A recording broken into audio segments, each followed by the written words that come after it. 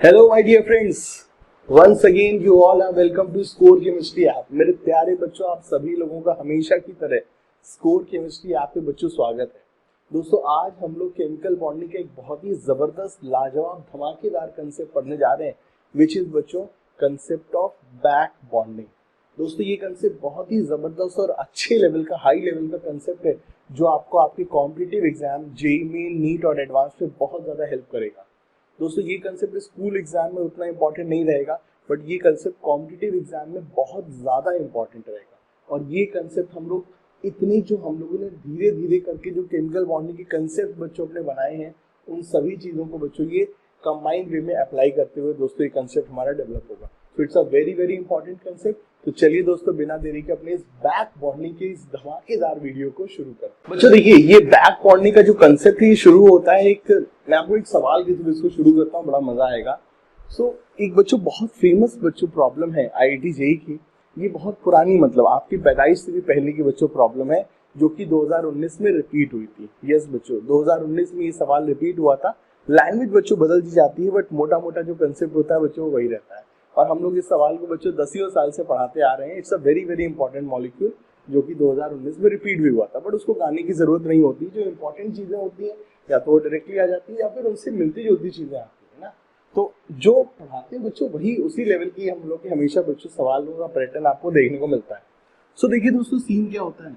एक सवाल होता है कि हमारा कि अगर हम बच्चों ट्राई मिथाइल अमीन, क्या मॉलिक्यूल का नाम है लिखते चलना, ट्राई मिथाइल अमीन। ठीक है बच्चों, अगर हम ट्राई मिथाइल अमीन को लेते हैं, एक दूसरा मॉलिक्यूल होता है trisilyl amine. Yes, it's a quite strange and funny name, trisilyl amine. So we have one molecule called trimethylamine and we have another molecule called trisilylamine, and there is another molecule called trisilyl phosphine. Trisilyl phosphine. ठीक है, so it's a very very important. ये बच्चों 3 molecules की तिगड़ी होती है। जो past में जो जेईई एडवांस का बहुत पुराना जो सवाल है बच्चों, उसमें इन तीनों मॉलिक्यूल का ही जिक्र होता है। लेकिन जो 2019 की जेईई मेन की प्रॉब्लम थी, उसमें ट्राइमेथाइलअमीन और ट्राइसिलाइल अमीन को लेकर के सवाल बनाया गया था। जो सवाल है उसमें कुछ भी नहीं है, आप पहले बस कंसेप्ट को बच्चों समझो। अगर हम बच्चों इन 3 मॉलिक्यूल को स्टडी करते हैं, तो इनके जो वेरियस एस्पेक्ट्स जो हैं उनको आइए चलिए मैं आपको एक एक करके बताता हूँ, और वहीं से हमारा बच्चों बैक बॉन्डिंग का कंसेप्ट क्लियर होगा। देखिए बच्चों, जो ट्राइमेथाइलअमीन होता है, इट इज लाइक अमोनिया। जैसे अमोनिया होता है ना, उसी तरह से होता है बच्चों क्या, ट्राइमेथाइलअमीन। बस अमोनिया की में H की जगह पर ट्राइमेथाइलअमीन में क्या आ जाएगा, CH3। So it is exactly like this. जो ट्राइमेथाइलअमीन होता है मेरे प्यारे बच्चों, जो ट्राइमेथाइलअमीन होता है, इसकी इंपॉर्टेंट बातों को सुनना बेटा। ट्राइमेथाइलअमीन हमारा पिरामिडल होता है, इट इज पिरामिडल। ठीक है, इसका जो शेप होता है it is trigonal pyramidal, and it is sp3 hybridize. ठीक है, इसमें बच्चों 3 सिग्मा बॉन्ड पेयर और एक लोन पेयर है, so it is sp3 hybridize. Plus it is quite basic. Plus बेटा ये बहुत ज्यादा बेसिक भी होता है, it is quite basic in nature. क्यों बेसिक है? कुछ चीजें ऑर्गेनिक केमिस्ट्री में जानोगे और कुछ चीजें अभी भी जान जाओगे बच्चों। बेस वो होता है जो H+ के साथ रिएक्ट करे। अब H+ किसके साथ रिएक्ट करेगा? H+ उसके साथ रिएक्ट करेगा जो H+ को लोन पेयर दे दे। ठीक है, स्पीशीज जो H+ को अपना लोन पेयर दे, जो अपना लोन पेयर देकर के H+ के साथ बॉन्ड बनाए, H+ उसके साथ रिएक्ट करता है।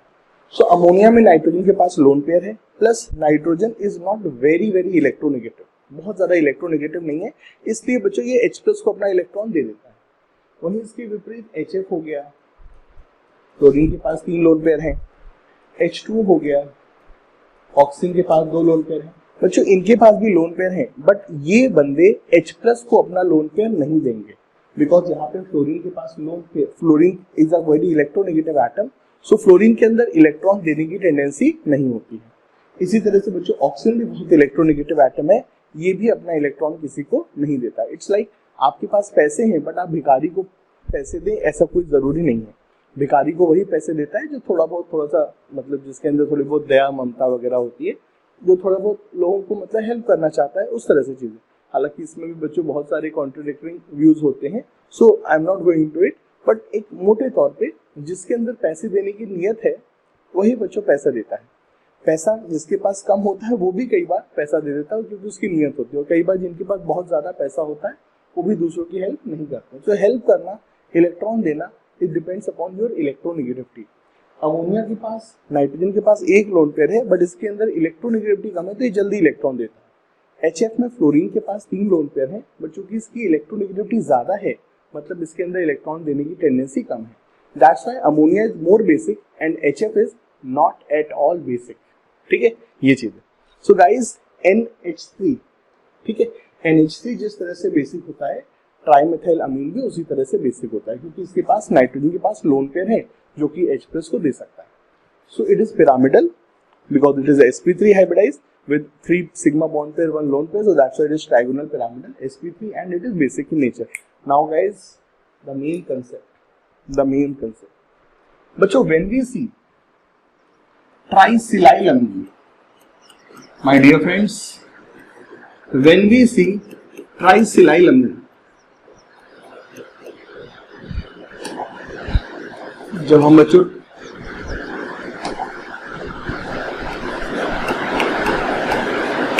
जब हम ट्राइसिलाइल अमीन को देखते हैं तो बच्चों ट्राइसिलाइल अमीन में हमको कुछ अलग चीजें देखने को मिलती हैं। क्या चीजें देखने को मिलती है बताता हूँ। So in contrast to trimethyl amine, guys, trisilyl amine is trigonal planar. It is बच्चों ट्राइगोनल प्लेनर। मेरे प्यारे बच्चों, ये ट्राइगोनल प्लेनर होता है, ये बच्चों ट्राइगोनल प्लेनर होता है। सो ट्राइसिलाइल अमीन इज ट्राइगोनल प्लेनर। पहली चीज ये होगी हमारी, ये बंदा भाई ट्राइगोनल प्लेनर होता है। It is sp2, and the third thing, it is not basic, ठीक है दोस्तों, ये यहाँ पर चीजें। नाउ दैट इज द बच्चों जहां पे हमारी केमिस्ट्री शुरू होती है। अब देखिए सवाल ये आता है, नाइट्रोजन न्यूट्रल अगर है बच्चों, नाइट्रोजन अगर न्यूट्रल है तो उसके पास 5 इलेक्ट्रॉन होने चाहिए। यस, 3 इलेक्ट्रॉन चले गए सिग्मा बॉन्ड बनाने, जैसा कि यहाँ पे दिख रहा है, क्योंकि सिलिकॉन कार्बन की तरह 4 बॉन्ड बनाता है तो उसने 1 बॉन्ड बनाया हुआ और 3 हाइड्रोजन के साथ बनाए हुए। तो CH3 की तरह ही SiH3 होता है। सो यहाँ पर भी दोस्तों हमको लगता है तो यही कि नाइट्रोजन 3 सिग्मा बॉन्ड और 1 लोन पेयर होना चाहिए, लेकिन लोन पेयर दिख नहीं रहा है, ठीक है, लोन पेयर दिख नहीं रहा है। प्लस जब हमने इसको एक्सरे वगैरह किया तो हमने पाया किया शेप ज्योमेट्री में भी लोन पेयर नहीं दिख रहा है कहीं पर भी। It is trigonal planar. So that means लोगों ने पाया कि यहाँ पे नाइट्रोजन के पास एक लोन पेयर मिसिंग है, यहाँ पे लोगों ने पाया नाइट्रोजन के पास लोन पेयर मिसिंग है। सिंस यहाँ पे लोन पेयर मिसिंग है, that's why it is not basic. भाई H+ किसके पास जाएगा? जिसके पास लोन पेयर होगा, इलेक्ट्रॉन होंगे तभी तो H+ जाएगा। बिना इलेक्ट्रॉन के H+ क्या झक मारने जाएगा क्या? ठीक है। सो अगर एटम के पास लोन पेयर नहीं है तो H+ भी उससे रिएक्ट नहीं करेगा। सो नाइट्रोजन के पास लोन पेयर मिसिंग है, that's why it is not basic, it is sp2 and it is trigonal planar. So यहाँ पे बच्चों सवाल आता है कि trisilyl amine, why trisilyl amine, why trisilyl amine is sp2, ठीक है, why trisilyl amine is sp2। ट्राइसिलाइल अमीन हमारा क्यों बच्चों sp2 होता है? सवाल दोस्तों हमारा ये आता है, ठीक है, सवाल दोस्तों ये आता है व्हाई इट इज sp2। तो बच्चों यहीं पे ही हमारा कंसेप्ट आता है बैक बॉन्डिंग का। देखिए दोस्तों, जो सिलिकॉन होता है बच्चों, जो सिलिकॉन होता है वो होता है हमारा बच्चों थर्ड पीरियड का एलिमेंट, एंड थर्ड पीरियड के एलिमेंट्स के पास क्या होती है? Empty d orbital. So guys, here silicon is having empty d orbital, so I M drawing this empty d orbital. d orbital कैसी होती है? कैसी होती है d ऑर्बिटल बच्चों? d ऑर्बिटल होती है डबल नंबर, ठीक है। So this silicon is having d orbital.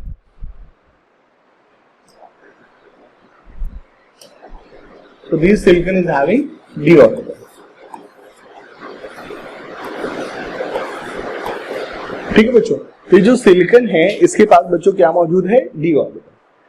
अब ये जो सिलिकॉन की बच्चों d ऑर्बिटल होती है, right now it is empty, ठीक है, ये बच्चों कैसी? Empty. Third period elements, p block elements के पास जो इलेक्ट्रॉन है s और p ऑर्बिटल में है, डी ऑर्बिटल है, थर्ड शेल में डी ऑर्बिटल है, but that is empty. So they have empty d orbital. That is valid for silicon, phosphorus, chlorine, सबके पास बच्चों एम्प्टी डी ऑर्बिटल है. अब ये जो बच्चों एम्प्टी डी ऑर्बिटल है, ये खाली ऑर्बिटल है. और मैंने बच्चों आपको पिछली लाइव क्लास में बताया था, खाली ऑर्बिटल किस काम आती है? भीख मांगने के काम आती है. ठीक है, जो एटम की जो खाली ऑर्बिटल होती है वो एक तरह से भीख मांगने के काम में आती है. तो सिलिकॉन के पास है बच्चों खाली ऑर्बिटल, और नाइट्रोजन के पास बच्चों मौजूद है क्या? Loan pair. तो हमारे भाई नाइट्रोजन के पास मौजूद क्या है? Lone pair.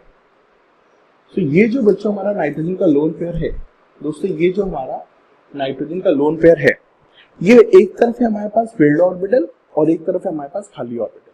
और बच्चों कभी भी एक फील्ड ऑर्बिटल के बगल में खाली ऑर्बिटल होगी तो ये फील्ड ऑर्बिटल खाली ऑर्बिटल के साथ क्या करेगी? साइडवेज ओवरलैप के थ्रू क्या बनाएगी? Coordinate pi bond. ठीक है guys, please do remember this concept. कभी भी फील्ड ऑर्बिटल के बगल में अगर खाली ऑर्बिटल है तो फील्ड ऑर्बिटल खाली ऑर्बिटल के साथ क्या करेगी? कोऑर्डिनेट पाई बॉन्ड बनाएगी. Coordinate pi bond. Coordinate bond क्या होता है? ऐसा बॉन्ड जिसमें बॉन्ड बनाने के लिए इलेक्ट्रॉन एक ही एटम देता है. तो यहाँ पे जो बॉन्ड बनेगा उसमें इलेक्ट्रॉन किसका लगेगा? नाइट्रोजन का लगेगा. So that's why it is coordinate bond. और कोऑर्डिनेट बॉन्ड भी किस तरह का? सिग्मा या पाई? इट्स अ पाई बॉन्ड, क्योंकि ऑर्बिटल कैसे ओवरलैप करेगी? साइडवेज. सो गाइस यहाँ पर होगा क्या? जो नाइट्रोजन है वो सिलिकॉन की खाली ऑर्बिटल के साथ पाई बॉन्ड बनाएगा. ठीक है. अच्छा, यहाँ पे खाली ऑर्बिटल सिर्फ एक सिलिकॉन के पास नहीं है, इसके पास भी है, इसके पास भी, इसके पास भी है. तो बच्चों सीन क्या होगा? यहाँ पे जो बॉन्ड फॉर्मेशन होगा, यहाँ पे दोस्तों जो बॉन्ड फॉर्मेशन होगा, ये bond formation partial pi bond इसके साथ, पार्शियल पाई बॉन्ड इसके साथ, पार्शियल पाई बॉन्ड इसके साथ. सो आप कह सकते हैं 1/3 1/3 1/3 पाई बॉन्ड नाइट्रोजन का तीनों सिलिकॉन के साथ बने, क्योंकि तीनों ही silicon are capable to form pi bond. तो हम ऐसा नहीं कर सकते किसी एक के साथ बॉन्ड बनाए दूसरे के साथ छोड़ दें, ऐसी पार्शियलिटी करेंगे नहीं. सो गाइस यहाँ पर होता क्या है बच्चों? देखिए यहाँ पे होता क्या है. In case of trisilamine, in case of triethylamine there is a back bonding take place. There is a back bonding take place. ठीक है, there is a back bonding take place between lone pair of nitrogen and empty orbital of silicon. Now why this is called back bonding? Why this is called back bonding? Why this is called back bonding?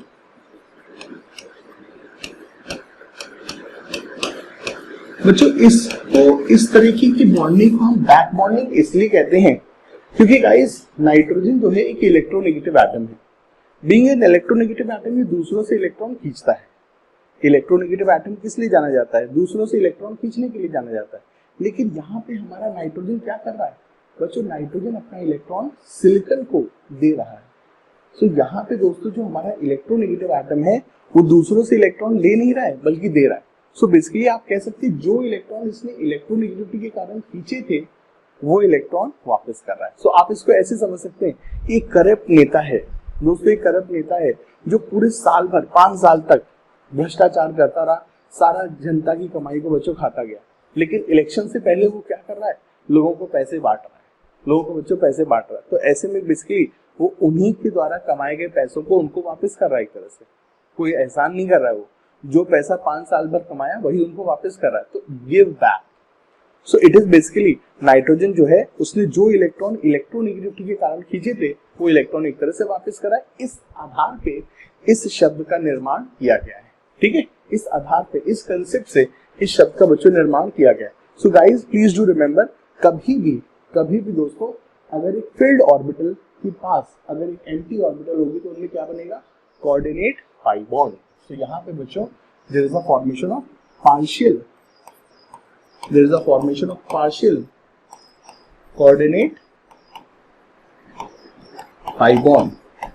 अब देखिए इसकी applications क्या क्या है दोस्तों. इसका application ये होगा कि ट्राइसिलाइलामीन में नाइट्रोजन के पास लोन पेयर गायब हो गया है.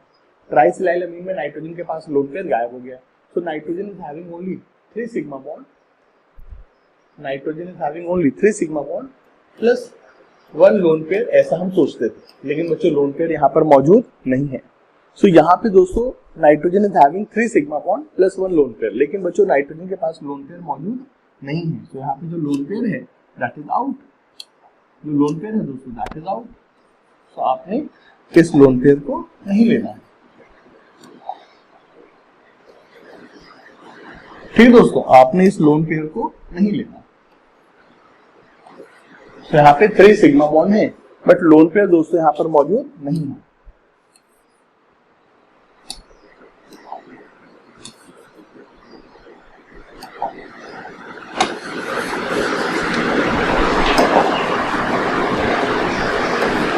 सिर्फ 3 sigma bond plus lone pair जो था वो हमारे पास नहीं रहेगा। ठीक है, so we have only 3 sigma bond. अब चूंकि यहाँ पे सिर्फ बच्चों 3 सिग्मा बॉन्ड है, लोन पेयर तो गायब हो गया। लोन पेयर किसमें कन्वर्ट हो गया? पाई बॉन्ड पेयर में। लोन पेयर किसमें कन्वर्ट हो गया? पाई बॉन्ड में, बिकॉज ऑफ बैक बॉन्ड। सो यहाँ पे सिर्फ 3 सिग्मा बॉन्ड है। अब अगर 3 सिग्मा बॉन्ड होंगे तो हाइब्रिडाइजेशन भी क्या होगी? sp3 नहीं sp2। सो हाइब्रिडाइजेशन भी क्या होगी? sp3 नहीं sp2 होगी। और बच्चों क्यों? क्योंकि यहाँ पर लोन पेयर एब्सेंट है। क्योंकि दोस्तों लोन पेयर एब्सेंट तो ये बंदा बेसिक भी नहीं होगा। This is a non basic species. This is a non basic species. तो बच्चों 2019 में हमसे यही सवाल पूछा गया था कि ट्राई मिथाइल अमीन और ट्राई सिलाइल अमीन में कौन ज्यादा बेसिक है। ठीक है, सो जेईई मेन 2019 में जो हमसे सवाल पूछा गया था वो हमारा बच्चों यही था कि ट्राई सिलाइल अमीन, जो ट्राइसिलाइल अमीन है दोस्तों, ये ट्राइमिथाइल अमीन की तुलना में इसकी बेसिक स्ट्रेंथ कैसी है प्लस की ज्योमेट्री वगैरह कैसी है। So we need to report that answer in that question कि trisilyl amine is less basic and is trigonal planar in comparison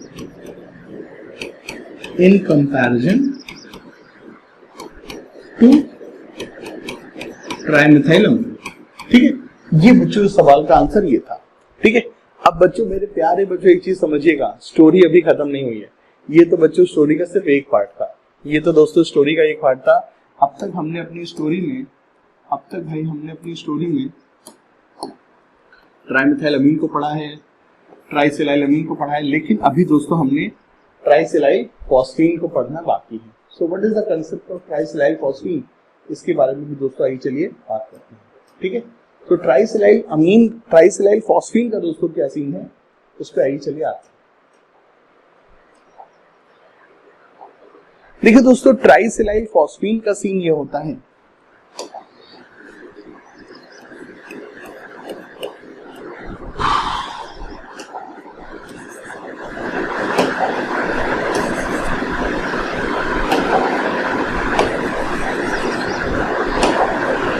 बच्चों, देखिए जो ट्राइसिलाइल फॉस्फीन होता है, दिस इज कॉल्ड फॉस्फीन। ये होता है बच्चों हमारा फॉस्फीन। ठीक है, ये होती है चीज हमारी कहलाती है फॉस्फीन। अब फॉस्फीन में अगर हम दोस्तों H की जगह पर अगर H है तो क्या हो गया? ये फॉस्फीन, जो कि एक जहरीली गैस होती है, वो और गैस होती है। दोस्तों अगर हम यहाँ पर H की जगह पर SiH3 लगा दें तो ये हो जाएगा ट्राइसिलाइल फॉस्फीन। अब जो समझदार बच्चे हैं वो इस डायग्राम को देखते ही सारा का सारा फंडा समझते हैं। जो लफड़ा है, जो रायता है बच्चों, वो इस डायग्राम को देखते ही समझ गए सर ये क्या कर रहे हैं, सर ये क्या कर रहे हैं, ये क्या लफड़ा कर रहे हैं आप। जो समझदार बच्चे वो यहीं पे ही सारा का सारा मैटर समझते हैं। स्टोरी का जो सेकेंड पार्ट है समझते हैं। अब यहाँ पे दोस्तों स्टोरी का सेकेंड पार्ट ये आता है कि बच्चों अगर आपने ट्राइसिलाइल मीथेन में, बच्चों अगर आपने ट्राइसिलाइल अमोनिया में अगर आपने बैक बॉन्डिंग की थी, आपने बच्चों पार्शियल पाई बॉन्ड का फॉर्मेशन किया था, कोऑर्डिनेट पाई बॉन्ड का फॉर्मेशन किया था, तो सर यहाँ पे क्यों नहीं यहाँ पे आप क्यों नहीं वो बैक बॉन्डिंग करा रहे हैं? सर यहाँ पर भी तो बैक बॉन्डिंग करानी चाहिए आपने। सर ट्राइसिलाइल फॉस्फीन में भी तो बैक बॉन्डिंग कराइए, क्यों नहीं करा रहे बैक बॉन्डिंग? बच्चों trisilyl phosphine is sp3 is tetrahedral, ये टेट्राहीड्रल है, sp3 है, and is basic, बच्चों ये बेसिक भी है। So it is tetrahedral, it is basic and it is sp3। तो सवाल ये आता है कि भाई यहाँ पर बैक बॉन्डिंग क्यों नहीं हो रही है, यहाँ पे दोस्तों बैक बॉन्डिंग क्यों नहीं है। ऑल्दो बच्चों यहाँ पर भी सिलिकॉन के पास डी ऑर्बिटल मौजूद है, दोस्तों यहाँ पर भी सिलिकॉन के पास डी ऑर्बिटल है और फास्फोरस के पास लोन पेयर है, बट इसके बावजूद भी बच्चों यहाँ पर बैक बॉन्डिंग क्यों नहीं हो रही है। तो दोस्तों इसके लिए बच्चों हमारे को एक रूल सीखना पड़ता है बच्चों, ठीक है। In case of back bonding my dear friends, it's a very very important phenomena. In case of back bonding, in case of back bonding, ठीक है बच्चों, in case of back bonding and in hybridisation,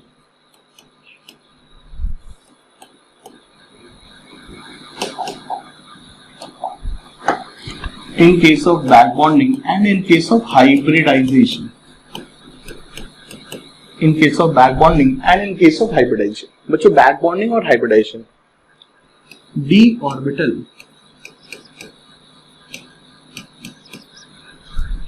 orbital will participate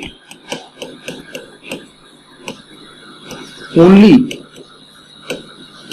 when atom carrying d orbital, only when atom carrying d orbital is attached to, only when atom carrying d orbital is attached to more electronegative atom.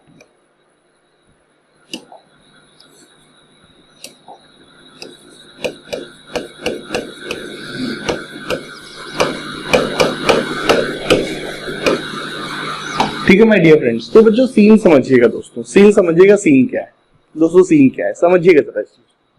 बच्चों जो D orbital होती है दोस्तों, जो D orbital होती है, जैसे अगर हम किसी भी शेल में अगर हम ऑर्बिटल्स को साइज को देखें तो बच्चों एस ऑर्बिटल सबसे छोटी होती है, पी ऑर्बिटल थोड़ी सी बड़ी होती है, और जो डी ऑर्बिटल होती है ये तो मैसिव होती है, बहुत ही बड़ी होती है, ठीक है।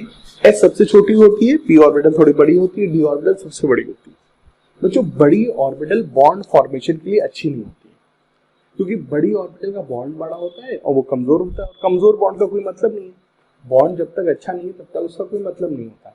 सो माय डियर फ्रेंड्स, सीन समझिएगा, जो डी ऑर्बिटल होती है वो बिकॉज ऑफ अपने लार्ज साइज के कारण अभी इनअप्रोप्रिएट फॉर बॉन्डिंग होती है। I am using a very very important statement, please note it down. बच्चों जो डी ऑर्बिटल होती है because of its large size is inappropriate for bonding as well as it is inappropriate for mixing और hybridization। बच्चों D orbital एक तरह से कह सकते हैं कि बहुत ही नक्शड़ी होती है, वो किसी काम के लिए अच्छी नहीं होती है। बच्चों मान लीजिए अगर आपको फ्रेंड्स बनानी है तो आप किसके साथ फ्रेंडशिप करते हैं? ऐसे लोगों के साथ फ्रेंडशिप करते हैं ना जो आपके जैसे हैं, जो डाउन टू अर्थ हैं, जो आप ही के जैसे। ये नहीं कि आप लोग सब लोग साथ में बैठ के खाना खा रहे हो, वो अपनी बगैती में चल रहा है, ऐसे बंदों को तो हम लोग फिर समझते तो और सही कर देते हैं। सो यार हम लोग फ्रेंडशिप उन्हीं लोगों के साथ करते हैं जो हमारे जैसे होते हैं, जो हमारे सामने एटीट्यूड ना दिखाए। जो बंदा एटीट्यूड दिखाएगा तो उसको तो हम लोग डबल एटीट्यूड दिखा करके सही कर देते हैं। तो बच्चों सीन समझिएगा, जो डी ऑर्बिटल होती है अभी बहुत बड़ी साइज की है, बड़ी साइज के कारण right now presently it is inappropriate for bonding and as well as mixing. So D orbital को बच्चों बॉन्डिंग के लिए और मिक्सिंग के लिए पहले अप्रोप्रिएट करना पड़ता है। और आप उसे कैसे अप्रोप्रिएट करोगे? आपने डी ऑर्बिटल की साइज को छोटा करना पड़ेगा। और डी ऑर्बिटल का साइज कैसे छोटा किया जाता है? अगर वो एटम जिसके पास डी ऑर्बिटल है, अगर वो एटम जिसके पास डी ऑर्बिटल है, अगर वो एटम किसी इलेक्ट्रोनेगेटिव एटम से अटैच है, तो ऐसे में बच्चों इलेक्ट्रोनेगेटिव एटम से अटैच होने पर उसकी डी ऑर्बिटल का साइज कम हो जाएगा। आई रिपीट माय स्टेटमेंट। मान लीजिए एटम M है, आपने उस एटम M में हाइब्रिडाइजेशन करनी है, या आपने उस एटम M की डी ऑर्बिटल को बैक बॉन्डिंग में इस्तेमाल करना है, तो बच्चों उस एटम M की डी ऑर्बिटल बैक बॉन्डिंग या हाइब्रिडाइजेशन में तभी यूज अप होगी जब वो एटम M कुछ इलेक्ट्रोनेगेटिव एटम से अटैच होगा, तभी दोस्तों ये काम होगा। ठीक है। सो बच्चों that's a very very important concept for D orbital. In case of back bonding and in hybridization, D orbital will participate only when atom carrying D orbital is attached to electronegative atom. ठीक है बच्चों, ये चीज है, क्योंकि ऐसा करने से इलेक्ट्रोनेगेटिव एटम से अटैच होने से डी ऑर्बिटल का जो साइज होता है वो छोटा हो जाता है, और छोटा होने पर उसकी मिक्सिंग और उसके द्वारा बॉन्ड वगैरह सब कुछ अच्छे से बनते हैं। बच्चों इसी कंसेप्ट के कारण, दोस्तों इसी कंसेप्ट के कारण क्या होता है, यहाँ पर दोस्तों यहाँ पे जो सिलिकॉन है यहाँ पे दोस्तों जो सिलिकॉन है इसकी D orbital is appropriate for back bond, is appropriate for back bonding. इसकी जो डी ऑर्बिटल है बच्चों भी बैक बॉन्डिंग के लिए अप्रोप्रिएट है। रीजन बच्चों because it is attached to, because silicon is attached to nitrogen, क्योंकि सिलिकॉन बच्चों हमारा नाइट्रोजन से अटैच है। चूंकि दोस्तों सिलिकॉन हमारा नाइट्रोजन से अटैच है इसलिए सिलिकॉन की डी ऑर्बिटल बैक बॉन्डिंग के लिए अप्रोप्रिएट है। बट माय डियर फ्रेंड्स, लेकिन मेरे प्यारे बच्चों आप सब लोग देख सकते हैं कि यहाँ पे सिलिकॉन किससे अटैच है, यहाँ पे silicon is attach to phosphorus and phosphorus is not an electronegative atom. So since here silicon is attached to phosphorus, since silicon is attached to non-electronegative atom, since silicon is attached to non-electronegative atom, since silicon is attached to non-electronegative atom phosphorus, that's why its d orbital is inappropriate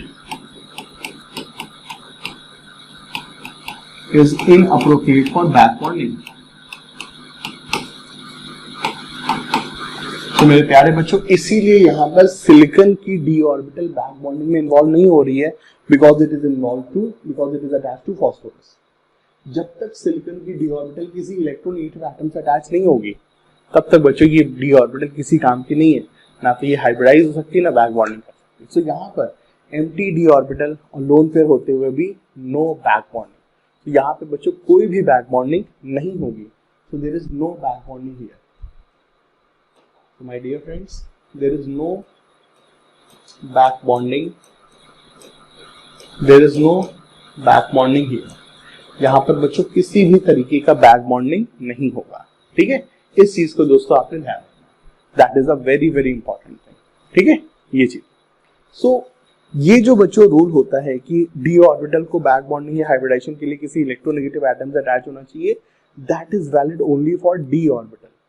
बच्चों अगर कभी भी back bonding P orbital के द्वारा है तो वहां पे बच्चों पी ऑर्बिटल ऑलरेडी साइज में छोटी होती है, तो वहां पे बच्चों इस तरह की कोई भी pre required condition P orbital के लिए नहीं होती है। पी ऑर्बिटल ऑलरेडी छोटी होती है, हमेशा अप्रोप्रिएट होती है हर तरह की बॉन्डिंग के लिए, ठीक है दोस्तों। तो ये बच्चों कंसेप्ट होता है हमारा कि trimethyl amine is quite basic, is sp3, trisilyl amine is sp2 and it is trigonal planar and it is less basic, and trisilyl phosphine is again sp3 quite basic and it is tetrahedral, ठीक है दोस्तों। तो ये हमारे सारे के सारे concept होते हैं, इसको दोस्तों हमें ध्यान रखना होता है।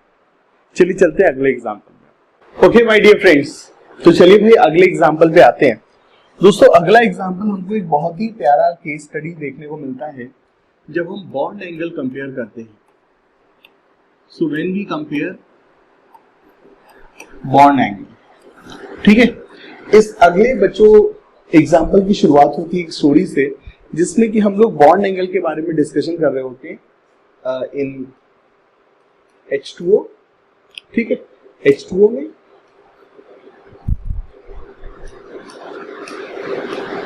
और F2O, ठीक है बच्चों।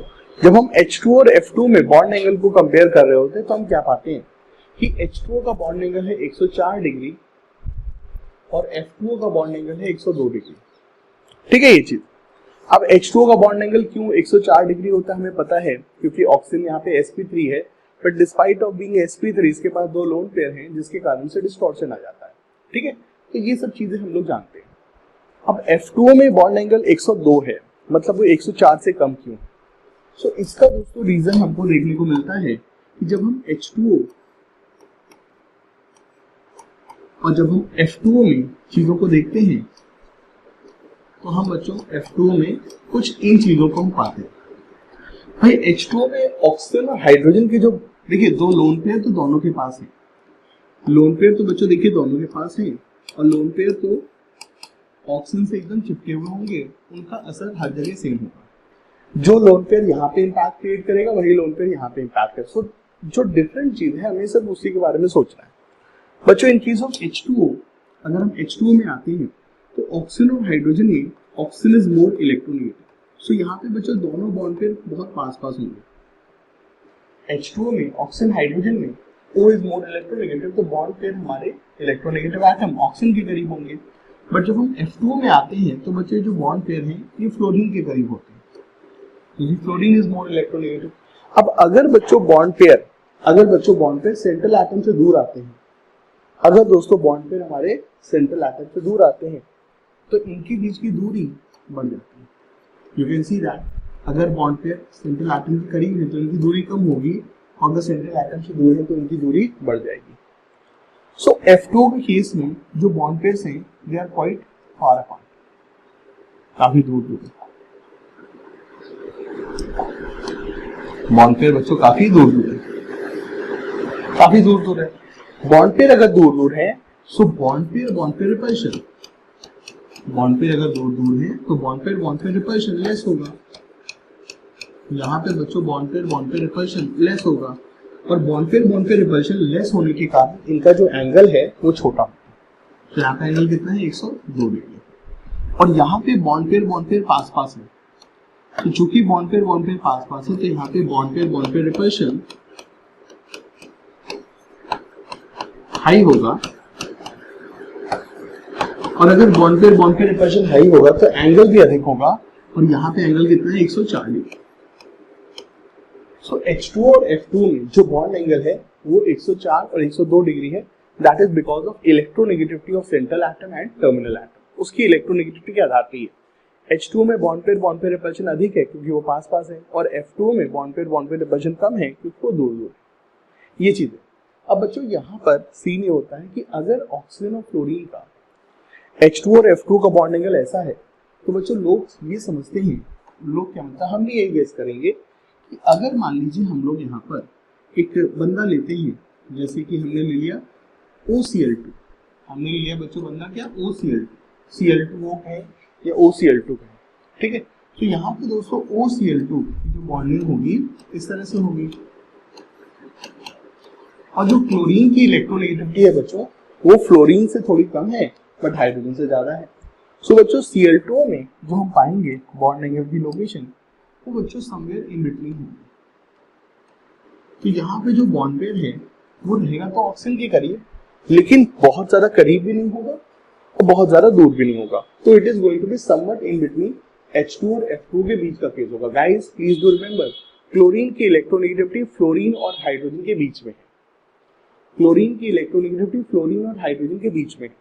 अगर क्लोरीन की इलेक्ट्रोनेगेटिविटी फ्लोरीन और हाइड्रोजन के बीच में है, अगर क्लोरीन की इलेक्ट्रोनेगेटिविटी फ्लोरीन से कम और हाइड्रोजन से ज्यादा मतलब बीच में है, तो ऐसे में भी एक्सपेक्ट कि Cl2O का जो बॉन्ड एंगल होगा वो 102 और 104 के बीच में कहीं होना चाहिए, 103 के आसपास होना चाहिए। बट गाइस जो हम यहाँ पे बॉन्ड एंगल पाते हैं वो ये पाते हैं कि जो Cl2O का जो बॉन्ड एंगल है वो सबसे अलग है, वो 110 डिग्री है। यार 104 102 के बीच का तो भूल जाओ, यहाँ तो एंगल 109 से भी अधिक है। तो सवाल ये आता है कि वाई Cl2O का बॉन्ड एंगल H2 और F2 से इतना डिफरेंट है, क्यों यहाँ पर बॉन्ड एंगल इतना ज्यादा बढ़ गया है, इतना बढ़ गया कि sp3 के भी आगे चला गया है, और इसका बच्चों जो रीजन है दैट इज बैक बॉन्ड। ठीक है, सो समझते हैं बच्चों किस तरह से Cl2 में बैक बॉन्डिंग लग रहा है और किस तरीके से बच्चों ये बॉन्ड एंगल को इफेक्ट करता है। तो चलिए बच्चों let's see the case of Cl2। जब हम लोग Cl2 की बात करते हैं तो यहाँ पर एक एटम है जिसके पास d ऑर्बिटल मौजूद है, और हम और आप बहुत अच्छे से इस चीज को समझ सकते हैं कि वो एटम कौन है। भाई H2O में ना तो ऑक्सीजन के पास d ऑर्बिटल है ना हाइड्रोजन के पास है, F2O में ना ऑक्सीजन के पास d ऑर्बिटल ना फ्लोरीन के पास है। So in case of H2O and F2O, neither oxygen, hydrogen, fluorine, none of them are having d orbital. But in case of Cl2, there is an element which is having empty d orbital, and that element is none other than chlorine. So यहाँ पे बच्चों chlorine के पास क्या मौजूद है, empty d orbital. And my dear friends, ना सिर्फ बच्चों यहाँ पे empty d orbital है, बल्कि बच्चों को empty d orbital, बल्कि दोस्तों ये empty d orbital वाला एटम एक इलेक्ट्रोनेगेटिव एटम से भी अटैच है। ना सिर्फ क्लोरीन के पास एम्प्टी d ऑर्बिटल है, बल्कि क्लोरीन की जो एम्प्टी d ऑर्बिटल है they are appropriate for bonding because they are attached to electronegative atom oxygen. ठीक है, सो यहाँ पे ना सिर्फ d ऑर्बिटल है बल्कि d ऑर्बिटल की कंडीशन भी बच्चों यहाँ पर फुलफिल हो रही है बैक बॉन्डिंग के लिए कि वो इलेक्ट्रोनेगेटिव एटम से अटैच है। सो जिस कारण से बच्चों यहाँ पे क्लोरीन का जो लोन पेयर है वो क्लोरीन की जो एम्प्टी d ऑर्बिटल है वो ऑक्सीजन के लोन पेयर के साथ बैक बॉन्डिंग बनाने के लिए एकदम उपयुक्त है। ठीक है, वो ऑक्सीजन के लोन पेयर के साथ बैक बॉन्डिंग बनाने के लिए एकदम उपयुक्त है। सो ये जो ऑक्सीजन का लोन पेयर है दोस्तों, ये जो ऑक्सीजन का लोन पेयर है ये काफी हद तक जो ऑक्सीजन का लोन पेयर है बच्चों ये काफी हद तक क्लोरीन के साथ कोऑर्डिनेट पाई बॉन्ड बनाएगा, कोऑर्डिनेट पाई बॉन्ड फॉर्म करेगा, कोऑर्डिनेट पाई बॉन्ड फॉर्म करेगा। But guys please do remember, don't make the case in OCl2 like this. क्या किया, दोनों के दोनों लोन पेयर को पार कर दिया। ऐसा मत करना, ऐसा मत करना, भगवान के लिए, ऑक्सीजन के लिए यार ऐसा मत करना। ऐसा मत करना कि सर दोनों लोन पेयर को दोनों क्लोरीन के साथ पाई बॉन्ड बनवा दिया। बच्चों अगर ऐसा करोगे तो ऑक्सीजन तुमको कभी माफ नहीं करेगा और ऑक्सीजन के साथ दुश्मनी बैठ लेना तुम्हारे बच्चों बस के बाहर की चीज है। ठीक है बच्चों, देखिए ये बहुत ही गलत हो जाएगा, प्लीज इसको ऐसा मत करना। क्योंकि जब ऑक्सीजन अपना लोन पेयर किसी को देता है, जब ऑक्सीजन अपना लोन पेयर किसी को देता है तो ऐसे में उसके पास प्लस चार्ज आ जाता है। You guys can see that when H2O reacts with H+, it become positively charged. In case of hydronium ion, oxygen ने अपना लोन पेयर H+ के साथ कोऑर्डिनेट बॉन्ड बनाया है और ऐसा करके O पे प्लस चार्ज हो जाता है और ये बहुत ही अनस्टेबल हो जाता है क्योंकि इलेक्ट्रोनेगेटिव एटम ऑक्सीजन के ऊपर प्लस चार्ज अनस्टेबल होता है। किसी भी इलेक्ट्रोनेगेटिव एटम के ऊपर पॉजिटिव चार्ज शोभा नहीं देता है। नेगेटिव चार्ज अच्छा होता है, स्टेबल होता है, but positive charge is unstable. और अगर तुम बच्चा लोग ये करोगे कि यहाँ पे ऑक्सीजन के ऊपर प्लस नहीं +2 आएगा, it is not at all possible in your dreams as well. ये आपके सपनों में भी बच्चों पॉसिबल वाली चीज नहीं है। ठीक है, सो ऑक्सीजन के अंदर लोन पेयर तो है लेकिन उसके अंदर लोन पेयर देने की टेंडेंसी कम है। My dear friends, please please please repeat, please mind my sentence which I told you. Oxygen के पास लोन पेयर तो है बट उसके अंदर लोन पेयर देने की टेंडेंसी नहीं है। It's a very very great statement. I repeat my statement once again, oxygen के पास लोन पेयर तो है लेकिन ऑक्सीजन के पास लोन पेयर देने की टेंडेंसी कम होती है। ठीक है, नाइट्रोजन ट्राइसिलाइलअमीन पे नाइट्रोजन के पास लोन पेयर है बट उसके अंदर टेंडेंसी भी है लोन पेयर देने की क्योंकि वो कम इलेक्ट्रोनेगेटिव है। लेकिन ऑक्सीजन के पास लोन पेयर तो है लेकिन लोन पेयर देने की टेंडेंसी बहुत कम है। जिस कारण से दोस्तों होता क्या है, यहाँ पे जो पाई बॉन्ड बनता है ये बहुत ही हल्का फुल्का पाई बॉन्ड होता है। ये पाई बॉन्ड बहुत मजबूत नहीं होता, बहुत हल्का फुल्का होता है। There is a very very partial pi bond formation. Lone pair है, एम्प्टी डी ऑर्बिटल, लेकिन ऑक्सीजन के अंदर टेंडेंसी नहीं है तो जिस कारण से पाई बॉन्ड बनेगा तो लेकिन बहुत ही कमजोर। लेकिन इस हल्के फुल्के, लेकिन माय डियर फ्रेंड्स, इस हल्के फुल्के पाई बॉन्ड फॉर्मेशन से देखिए कुछ कुछ चीजें तो आएंगी। पहली चीज क्या होगी, ये ऑक्सीजन और क्लोरीन का bond, this bond will become strong. ये बॉन्ड बच्चों हल्का से स्ट्रॉन्ग हो जाएगा। ऑक्सीजन और क्लोरीन का जो बॉन्ड होगा बेटा हल्का सा स्ट्रॉन्ग हो जाएगा। पहली चीज ये देखिए, पाई बॉन्ड से क्या आता है, स्ट्रेंथ आता है। पाई बॉन्ड से शेप और ज्योमेट्री नहीं बदलती बट स्ट्रेंथ आता है। ठीक है, सो यहाँ पर पहली बात ऑक्सीजन क्लोरीन का बॉन्ड नॉर्मल केस से थोड़ा सा स्ट्रॉन्ग हो जाएगा क्योंकि यहाँ पे हल्का सा पाई बॉन्ड भी आ गया है। पहली चीज ये हो जाएगी।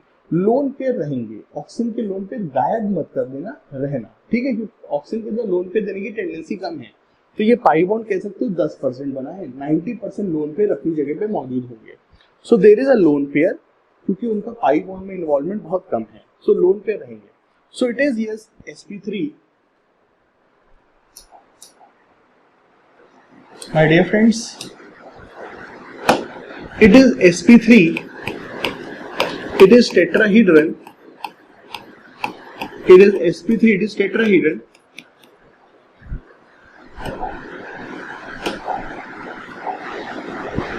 it is sp3, it is tetrahedron, but effect of lone pair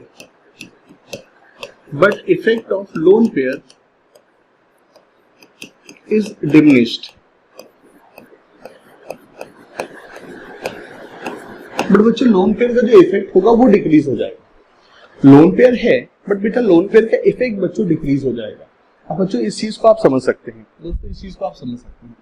water में इन्हीं लोन पेयर के कारण, वाटर में बच्चों इन्हीं लोन पेयर के कारण there is a lone pair repulsion, और इस लोन पेयर रिपल्शन के कारण ये जो एंगल था ये 109 की जगह कितना हो गया था, 102 डिग्री हो गया था। वाटर में इन्हीं लोन पेयर के रिपल्शन के कारण ये जो एंगल था 109 की जगह 102 हो गया था। लेकिन बच्चों OCl2 में या Cl2O में ऑक्सीजन का जो लोन पेयर है उसका असर कम हो गया है। ऑक्सीजन का जो लोन पेयर है उसका असर कम हो गया है। दैट्स व्हाई बच्चों सिंस लोन पेयर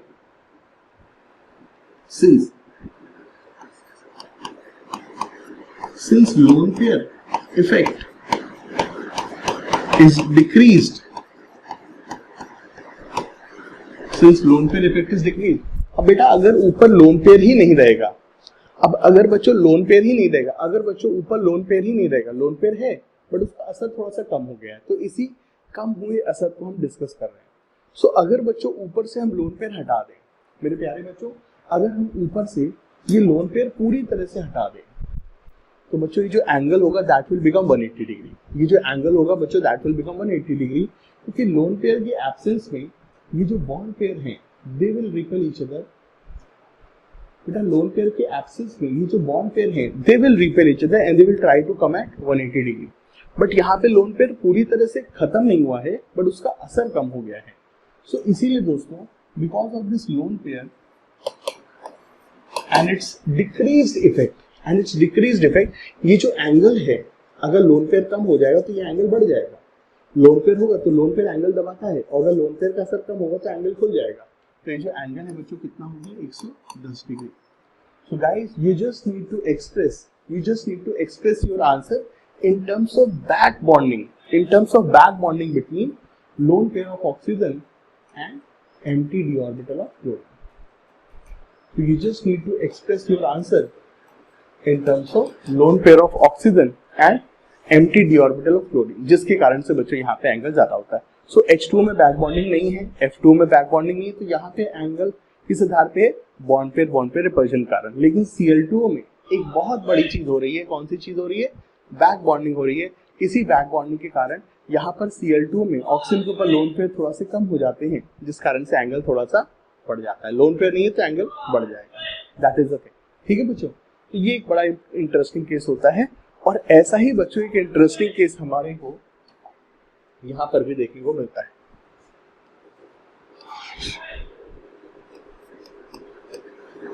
कुछ यही चीज दोस्तों हमको यहाँ पर भी देखने को मिलती है।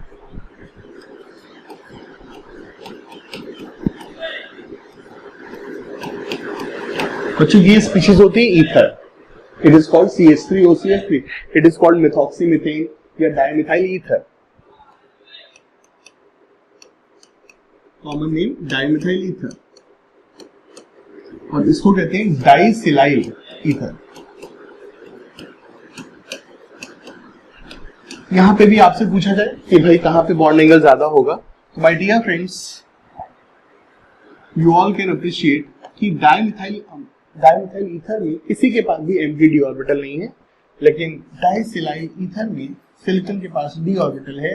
न सिर्फ डी ऑर्बिटल है, it is applicable, it is eligible for back bonding because this d orbital वाला atom is attached to electronegative oxygen. तो ये डी ऑर्बिटल भी है प्लस यहाँ पर एलिजिबिलिटी भी है क्योंकि इलेक्ट्रोनेगेटिव एटम से भी अटैच है। तो यहाँ पर माय डियर फ्रेंड्स, यहाँ पर हमारे पास बैक बॉन्डिंग होगी, और इस बैक बॉन्डिंग के कारण ये जो बॉन्ड एंगल है सर्टेनली खुल जाएगा। ये जो बैक बॉन्डिंग के कारण ये जो एंगल है थोड़ा सा खुल जाएगा। ठीक है, तो ये दोस्तों यहाँ पर सीन होता है। So in case of dimethyl ether the bond angle is somewhat around 110 degree, और यहाँ पे जो बॉन्ड एंगल होता है काफी ज्यादा होता है, 140 के आसपास होता है। So let me give you the exact data and then so guys यहाँ पे जो बॉन्ड एंगल है वो 110 और 140 डिग्री के आसपास है, जैसा मैंने आपको बताया था। और आपको अगर लगता है सर यहाँ पे एंगल 104 क्यों नहीं है, it is just like the case of water, तो बेटा सीन ये होता है वाटर में यहाँ पे हाइड्रोजन होते हैं, हाइड्रोजन बहुत छोटे एटम है, तो यहाँ पर उनके बीच में रिपल्शन नहीं होता। But CH3 is a big group, CH3 में ना सिर्फ कार्बन है बल्कि बच्चों कार्बन के साथ CH3 में ना सिर्फ कार्बन है बल्कि बच्चों कार्बन के साथ उसके 3-3 बॉन्ड पेयर भी हैं। कार्बन के साथ उनके 3-3 bond pair. So in these 3 bond pair, ये जो 3 बॉन्ड पेयर होते हैं इनका भी एक रिपल्शन होता है, इसे कहते हैं स्टेरिक रिपल्शन, जिसके बारे में हम लोग ऑर्गेनिक केमिस्ट्री बात करेंगे। सो because of this big CH3 groups, इनके बॉन्ड पेयर में रिपल्शन होता है, जिस कारण से एंगल थोड़ा सा ऑलरेडी 104 से अधिक 110 है। ये रिपल्शन यहाँ पर भी, ये रिपल्शन SiH3 में भी है।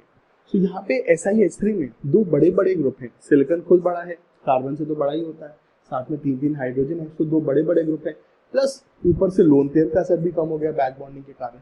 सो because of this steric repulsion between this bulky silyl group plus effect of back bonding के कारण यहाँ पे एंगल काफी बढ़ जाता है। कितना हो जाता है? Around 140 degree.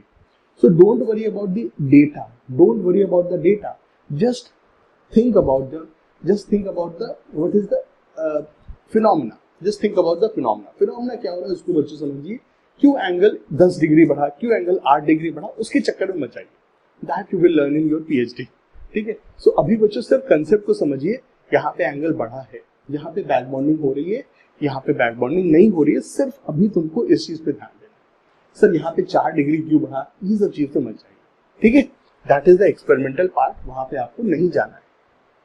So that's another case जहां पे बच्चों हम लोग बैक बॉन्डिंग की चीज को होते हुए देखते हैं। ठीक है, अब बच्चों जरा एक बहुत ही बढ़िया केस पे आता हूं मैं, एक बहुत ही बढ़िया केस पे आता हूं कि अगर हमसे मान लीजिए कभी भी BF3 वर्सेस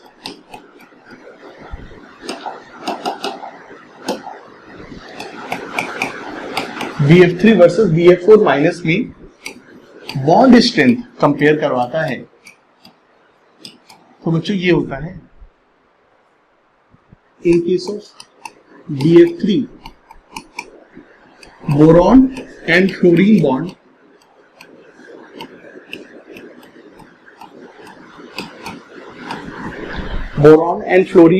strength is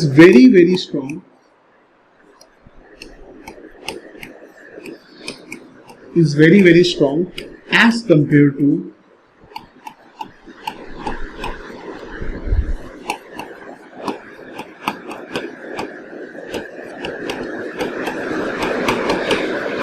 ठीक है, BF3 में जो बोरॉन फ्लोरीन का बॉन्ड है वो बच्चों काफी स्ट्रांग होता है as compare to boron fluorine bond in BF4 minus. So why this thing happens?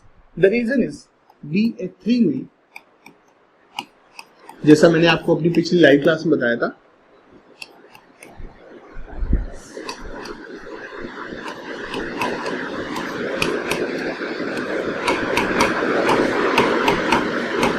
बच्चों BF3 में, जैसा मैंने आपको पिछली लाइव क्लास में बताया था कि भाई बोरॉन जो होता है वो एक नंबर का अव्वल दर्जे का भिखारी होता है। बोरॉन बच्चों एक अव्वल दर्जे का भिखारी होता है, उसके पास क्या होती है? हमेशा MTP ऑर्बिटल। ठीक है, सो बोरॉन के पास है MTP ऑर्बिटल और फ्लोरीन के पास क्या है भाई? लोन पेयर है, लोन पेयर। तो ये जो फ्लोरीन के लोन पेयर होते हैं ये हल्का फुल्का, बच्चों मेरा ये पेन खराब हो गया, ये पेन बच्चों खराब हो गया। ये पेन साइड से अपना टच अलग तरीके से बिहेव करने लगता है। कई बार इसको गिरा विरा चुके हैं तो इसलिए थोड़ा सा खराब हो गया। तो कई बार ये इसका सेंसर सही से काम नहीं करता है। सो बच्चों फ्लोरीन की ये जो MTP ऑर्बिटल है ये फ्लोरीन के लोन पेयर के साथ हल्का फुल्का पार्शियल पाई बॉन्ड बनाती है। ठीक है, याद रखना बोरॉन 1 है और फ्लोरीन 3 है, बोरॉन 1 है फ्लोरीन 3 है। सो बोरॉन थोड़ा बहुत हल्का सा पाई बॉन्ड इस फ्लोरीन के साथ बनाता है, फिर उसके साथ बनाता है, उसके साथ बनाता है। सो एक तरह से 1/3 पाई बॉन्ड सबके साथ बनाता है। सो इस पाई बॉन्ड के कारण क्या होता है? This boron fluorine bond become extra strong. ये बोरॉन और फ्लोरीन का बॉन्ड बिकम एक्स्ट्रा स्ट्रॉन्ग क्योंकि it acquire partial pi bond. इसमें बच्चों हल्का सा पाई बॉन्ड भी आ गया। ठीक है, लेकिन माय डियर फ्रेंड्स यहाँ पे बोरॉन sp3 है, 4 sigma bond sp3, so it has no MTP orbital. So because of absence of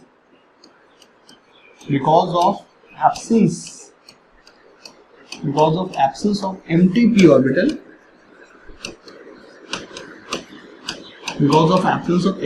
orbital, over boron, यहां पर नो बैक बॉन्डिंग, यहां पे दोस्तों नो बैक बॉन्डिंग, यहां पे दोस्तों किसी भी तरीके की बैक बॉन्डिंग नहीं होती है। So here we have pure sp3, यहां पे हमारे पास प्योर sp3 होता है। It's a pure single bond, pure single sigma bond, और यहाँ पे क्या है बच्चों, सिग्मा के साथ पार्शियल पाई बॉन्ड भी है, पार्शियल कोऑर्डिनेट पाई बॉन्ड भी है,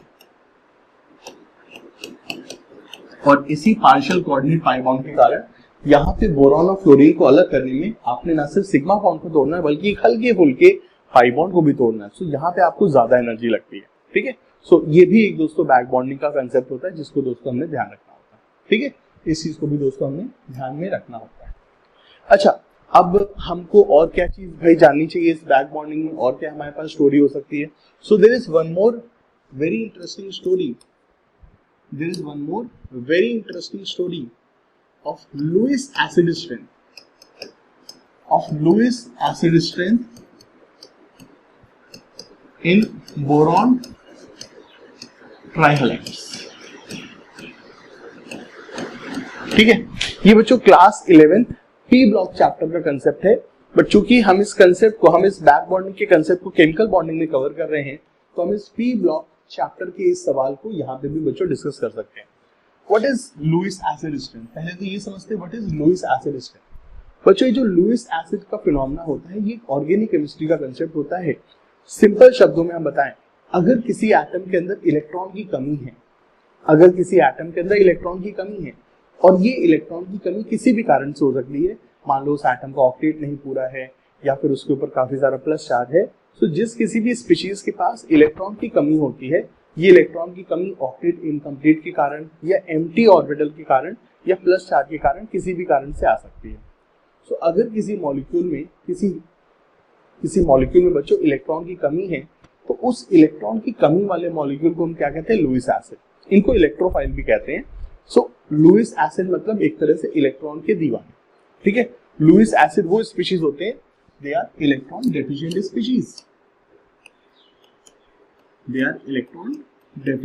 स्पीशीज, और इलेक्ट्रॉन के अंदर जो डेफिशिएंसी है ये किसी भी कारण से आ सकती है, plus charge, incomplete octet and empty orbital, ठीक है, किसी भी कारण से हो सकती है, ठीक है। तो ये चीज दोस्तों ध्यान रखिएगा। सो ये जो हमारे बोरॉन के हैलाइड्स होते हैं, जो बोरॉन ट्राइहैलाइड्स होते हैं, BF3, ठीक है, BCl3 and BBr3 and Bi3। सो इनमें बच्चों अगर हम देखें कि किसके अंदर इलेक्ट्रॉन की कमी सबसे ज्यादा है, सो BF3, BCl3, BBr3, Bi3, किसके अंदर बच्चों इलेक्ट्रॉन की डेफिशिएंसी थोड़ी सी ज्यादा है। सो इफ वी इग्नोर बच्चों, अगर हम बैक बॉन्डिंग के कंसेप्ट को अकाउंट में ना लें, तो नॉर्मली बच्चे जिनको बैक बॉन्डिंग का कंसेप्ट नहीं पता होता है, वो यहाँ पे आंसर मार्क करते हैं कि सर BF3 में सबसे ज्यादा इलेक्ट्रॉन की कमी होगी, यहाँ पे सर सबसे ज्यादा इलेक्ट्रॉन की कमी होगी as compare to Bi3, BBr3, BCl। Reason, लोग ये सोचते हैं sir fluorine is very very electronegative, sir fluorine बहुत इलेक्ट्रोनेगेटिव है तो इलेक्ट्रॉन खींचेगा। ये सही बात है, फ्लोरीन बहुत इलेक्ट्रोनेगेटिव, इलेक्ट्रॉन खींचेगा, और इलेक्ट्रॉन खींच करके बोरॉन के ऊपर हल्का सा पार्शियल पॉजिटिव चार्ज क्रिएट करेगा। भाई अगर आप किसी एटम से इलेक्ट्रॉन खींचते हो तो उसके ऊपर प्लस चार्ज आएगा, और जो इलेक्ट्रॉन खींचेगा अपने पास लाएगा उसके ऊपर नेगेटिव चार्ज आएगा। So fluorine will acquire delta minus and boron will acquire delta plus charge, ठीक है। सो BF3 में फ्लोरीन के इलेक्ट्रोनेगेटिव नेचर होने के कारण बोरॉन पे काफी ज्यादा प्लस चार्ज होगा। सो एक तो बेचारे का ऑक्टेट नहीं पूरा है, 3 सिग्मा बॉन्ड है, प्लस ऊपर से प्लस चार्ज भी आ गया, तो ये काफी ज्यादा इलेक्ट्रॉन डेफिशिएंट होगा, ये काफी ज्यादा स्ट्रॉन्ग लुइस एसिड होगा। बट इन रियलिटी ऐसा नहीं होता है. That is our expectation. So if we are ignoring the concept of back bonding, we will assume, we might expect that BF3 might be the most strongest Lewis acid. But in reality, Bi3 is the strongest Lewis acid. Bi3 is having maximum electron deficiency over boron, but in case of BF3, electron deficiency is minimum. And the reason behind is back bonding. So आइए बच्चों इस चीज को भी समझते हैं. So exact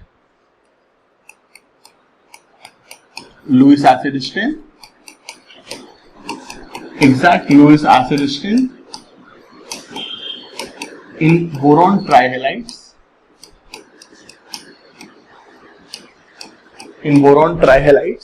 is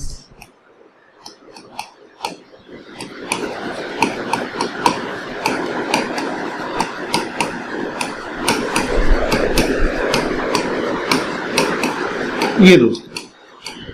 ठीक है. असली में दोस्तों जो ऑर्डर होता है लुईस एसिडिक स्ट्रेंथ का, वो दोस्तों ये होता है.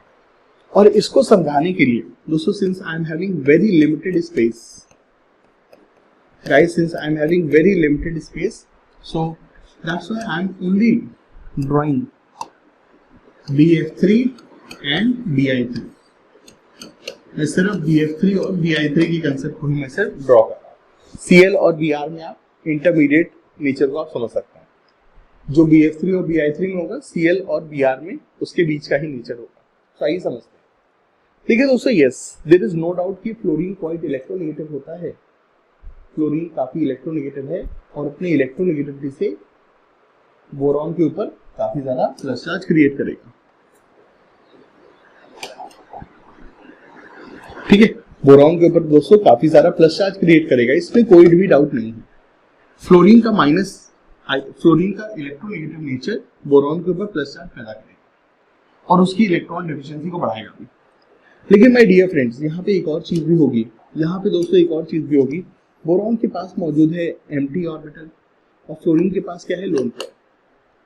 ये जो फ्लोरीन और बोरॉन के बीच की जो दूरी है, ये जो फ्लोरीन और बोरॉन के बीच की दूरी है काफी कम है, क्योंकि फ्लोरीन छोटा एटम है और छोटा एटम है तो छोटा बॉन्ड बनाएगा. सो यहाँ पे दोस्तों बोरॉन और फ्लोरीन के बीच की जो दूरी है वो काफी कम है, जिस कारण से दोस्तों यहाँ पर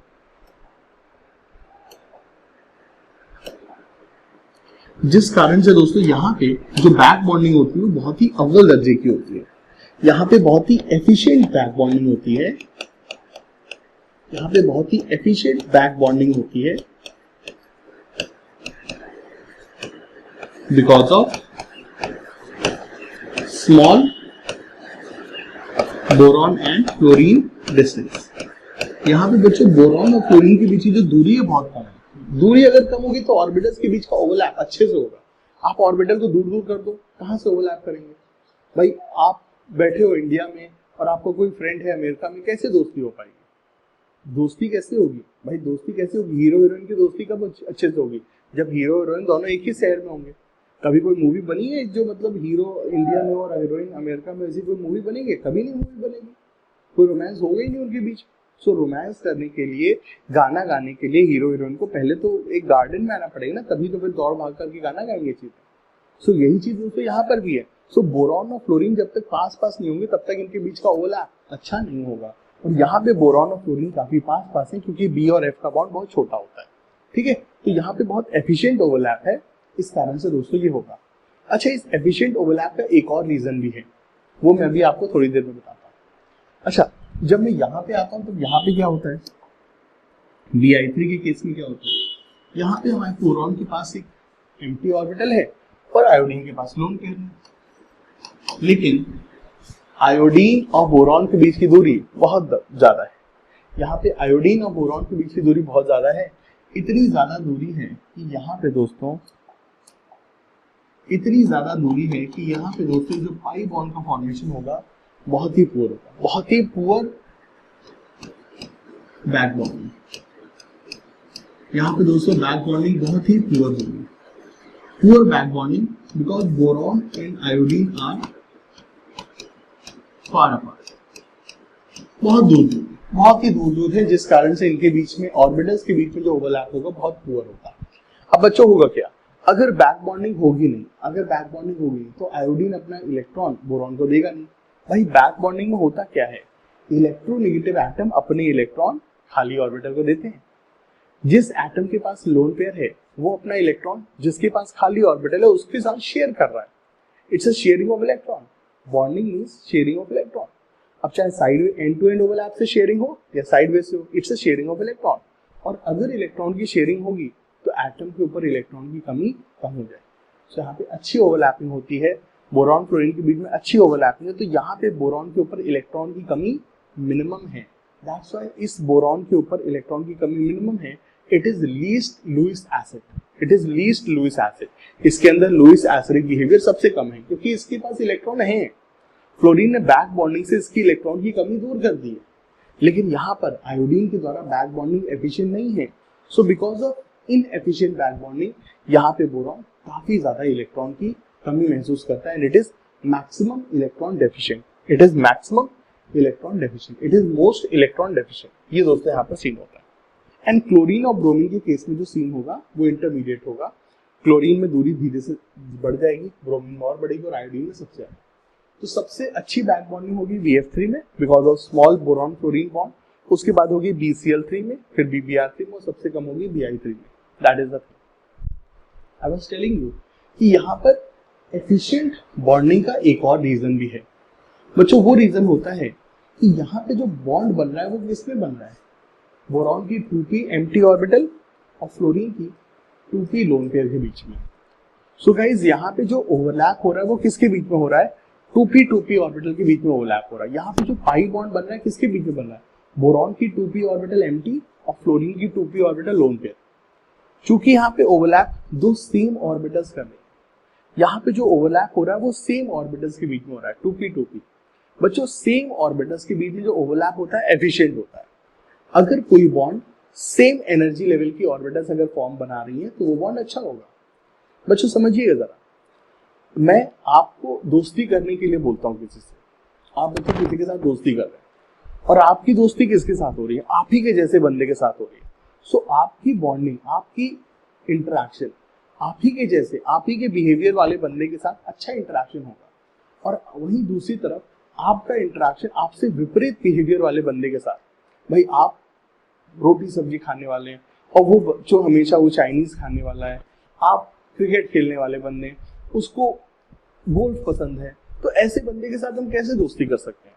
सो हमारी दोस्ती, हमारा इंटरेक्शन, हमारी ओवरलैपिंग किस बंदे के साथ अच्छी होगी, जो हमारे जैसा है। सो गाइस यहाँ पर भी वही फंदा है, बोरॉन और फ्लोरीन की जो ऑर्बिटल्स है दे आर 2p ऑर्बिटल्स के बीच में ओवरलैप अच्छा होगा because they are of same nature. While on the other hand यहाँ पे बोरॉन की जो ऑर्बिटल दैट इज 2p और आयोडीन की जो ऑर्बिटल दैट इज 5p। बच्चों 2p और 5p ऑर्बिटल्स के बीच में एनर्जी का डिफरेंस बहुत ज्यादा होता है।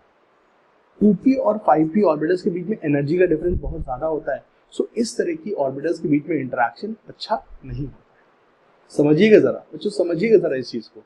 अगर मान लीजिए किसी मूवी में कोई हीरो का माँ बाप है और हीरोइन के माँ बाप है, अगर हीरो बोलता है कि मुझे इस हीरोइन से प्यार हो गया और हीरोइन का जो फाइनेंशियल स्टेटस है हीरो जैसा ही है, तो बच्चों ऐसे केस में दोनों के माँ बाप कभी भी अपोज नहीं करेंगे, भाई हमारी लेवल का ही बंदा है तो शादी कर लो, कोई दिक्कत नहीं है, प्रोवाइडेड बाकी सारी सिचुएशन सेम है। और अगर मान लीजिए एक दूसरी सिचुएशन होती है मूवी में जिसमें कि हीरो है लेट्स से एक बहुत बड़े नेता का लड़का, बहुत बड़े सिंघानिया इंडस्ट्रीज के मालिक का लड़का है और हीरोइन है उसी सिंघानिया इंडस्ट्रीज के ड्राइवर की बेटी है, तो ऐसे केस में अगर लड़का बोलता है कि मुझे इसकी लड़की से प्यार हो गया है, तो क्या वो शादी करने के, नहीं, तुम ड्राइवर की बेटी से शादी कर रहे हो। तो ऐसे में बच्चों मूवी में सीन क्रिएट होता है और वो मूवी फिर आगे जाती है और आगे चल के फिर उसमें जो कुछ होता है सो होता है। ठीक है, तो बच्चों समझिएगा, अगर आप अपने ही नेचर वाले बंदे के साथ ओवरलैप करते हैं तो आपका ओवरलैपिंग अच्छी होगी, कोई उसमें दिक्कत नहीं है, आप उसके साथ अच्छे से जेल करेंगे। लेकिन अगर आपकी इंटरेक्शन एक ऐसे बंदे के साथ होती है या ऐसे आदमी के साथ होती है जिसका नेचर आपसे विपरीत है, तो ऐसे केस में इंटरेक्शन अच्छा नहीं होगी। मान लीजिए बच्चा लोगों, मैं तुम लोगों की बच्चों शादी करा देता हूँ किसी यूक्रेन की लड़की के साथ, तो बच्चों यूक्रेन की लड़की के साथ तुम्हें उसकी लैंग्वेज ही नहीं समझ में आएगी, कोई अल्जीरिया की लड़की के साथ तुम लोगों की शादी करा दो, तो उसकी लैंग्वेज ही नहीं समझ में आएगी। लड़कियों की भी शादी करा दी किसी अल्जीरिया के लड़के के साथ, बच्चों आपको उसको लैंग्वेज ही नहीं समझ में आएगी। तो ऐसे में बच्चों आपकी इंटरेक्शन कैसे हो, ऐसे में बच्चों आपका जो पाई बॉन्ड फॉर्मेशन बहुत ही मिनिमम हो, ठीक है। So guys please do remember, यहाँ पर 2p orbitals are of same nature, of same energy, same nature same energy, so they will undergo effective overlap. But here 2p and 5p orbitals are having vast energy difference. 2p और 5p orbital में energy difference बहुत ज्यादा है। They are having different shape, एक dumbbell और एक बहुत बड़ी डंबल, ठीक है। उनके शेप में बहुत अंतर है, उनकी एनर्जी में बहुत अंतर है, सो इनमें ओवरलैप भी अच्छा नहीं होगा, प्लस इनके बीच में दूरी भी ज्यादा है। तो इसलिए बच्चों यहाँ पे ओवरलैप मिनिमम है। Minimum overlap, minimum back bonding, और मिनिमम बैक बॉन्डिंग के कारण बोरॉन के ऊपर इलेक्ट्रॉन डेफिशिएंसी मैक्सिमम है, जिस कारण से maximum Lewis acidic behaviour show करेगा बच्चों, ठीक है। इस चीज को दोस्तों ध्यान रखना। सो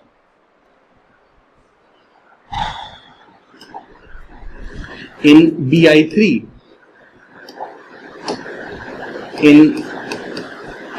Bi3, extent of back bonding is minimum. Extent of back bonding is minimum. In Bi3, extent of back bonding is minimum. That's why in case of Bi3, extent of back bonding is minimum. That's why it is having maximum electron deficiency. It is having maximum electron deficiency and maximum Lewis acidic strength.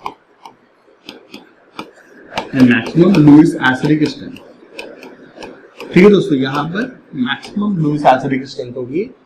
और BF3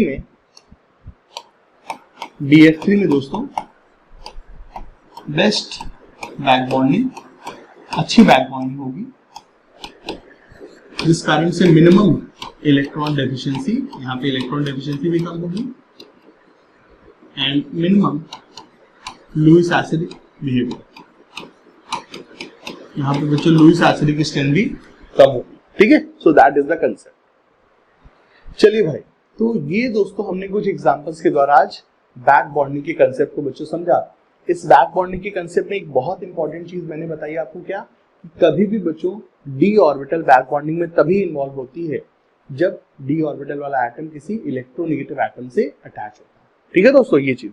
और ये जो back bonding का concept है, ये आगे भी बच्चों ऑर्गेनिक केमिस्ट्री में भी काफी ज्यादा अप्लाई होता है।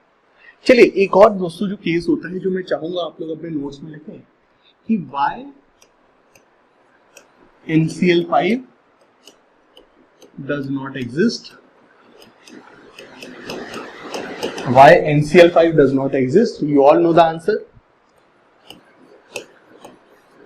Why PCl5 exists? You all know the answer. But the catch is, why pH5 does not exist? Why pH5 does not exist? ठीक है, that is the catch, that is the main thing, the reason why I am discussing this point. ठीक है दोस्तों, मैंने आपको एक सवाल बच्चों आपको पिछले लेक्चर्स में बताया हुआ है कि PCl5 और NCl5 के सवाल बहुत ही ज्यादा स्टैंडर्ड सवाल होता है कि why NCl5 does not exist. बच्चों इसलिए नहीं एग्जिस्ट करता है क्योंकि NCl5 को एग्जिस्ट करने के लिए नाइट्रोजन को sp3d हाइब्रिडाइजेशन करनी पड़ेगी। NCl5 मॉलिक्यूल में स्टेरिक नंबर 5 आता है, हाइब्रिडाइजेशन sp3d आती है, बट यहाँ पर sp3d हाइब्रिडाइजेशन संभव ही नहीं है। NCl5 में नाइट्रोजन की sp3d हाइब्रिडाइजेशन नॉट पॉसिबल ही नहीं है, क्योंकि नाइट्रोजन के पास d ऑर्बिटल नहीं होती है, क्योंकि बच्चा नाइट्रोजन के पास d ऑर्बिटल नहीं होती है। वहीं PCl5 संभव होता है क्योंकि यहाँ पे sp3d हाइब्रिडाइजेशन पॉसिबल होती है, क्योंकि फास्फोरस के पास d ऑर्बिटल होती है। ठीक है दोस्तों, ये यहाँ पर रीजन है। अब pH5 की बात करते हैं दोस्तों, pH5 की बात करते हैं, pH5 क्यों नहीं एग्जिस्ट करता है, रीजन अगर pH5 एग्जिस्ट करेगा तो pH5 में sp3 डिहाइब्रिडाइजेशन होनी चाहिए, लेकिन यहाँ पर sp3 डिहाइब्रिडाइजेशन नहीं हो पाती है। ऑल्दो फॉस्फोरस के पास d ऑर्बिटल है, बट मैंने जैसे आपको बोला था कि d orbital right now d orbital originally is inappropriate for hybridization as inappropriate for back bonding. d orbital हमेशा ना तो हाइब्रिडाइजेशन के लिए उपयुक्त होती है ना बच्चों किसी बैक बॉन्डिंग के लिए। d ऑर्बिटल को उपयुक्त करना पड़ता है। और d ऑर्बिटल उपयुक्त कैसे होती है, d ऑर्बिटल अप्रोप्रिएट कैसे होती है, when d orbital atom is attached to electronegative atom. So बच्चों फॉस्फोरस की d ऑर्बिटल अच्छी है, अप्रोप्रिएट है बैक बॉन्डिंग हाइब्रिडाइजेशन के लिए, क्योंकि phosphorus is attached to 5 chlorine atom. In PCl5 since phosphorus is attached to 5 chlorine atom, in PCl5 since phosphorus is attached to 5 chlorine atom, so its d orbital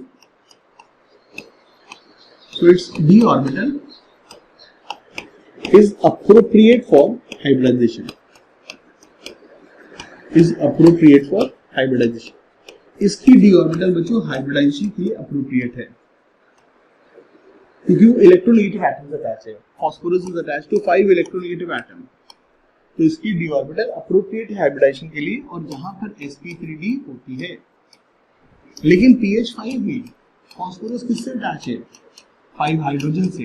hydrogen are not electronegative, so here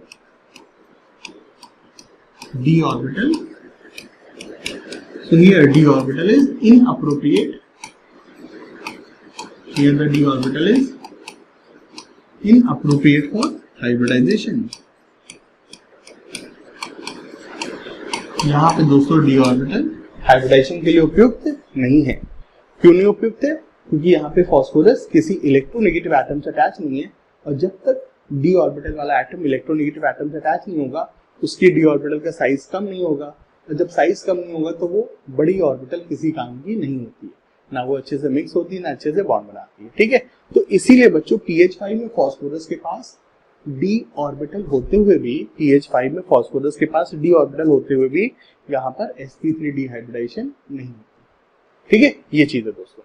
इसी तरीके से हम लोग अगर देखें तो SH6 होता है, लेकिन SH6 नहीं होता, सेम। ठीक है, SH6 तो एग्जिस्ट करता है, लेकिन SH6 नाम का बच्चों कोई भी स्पीशीज एग्जिस्ट नहीं करता है। रीजन आप सब लोग समझते हैं क्या बच्चों इसका रीजन है, तो अब इसको दोबारा से बताने की जरूरत नहीं है। ठीक है, so that was the entire concept of back bonding. हमने बच्चों बैक बॉन्डिंग से संबंधित जो इंपॉर्टेंट मॉलिक्यूल्स है उनको हमने देखा।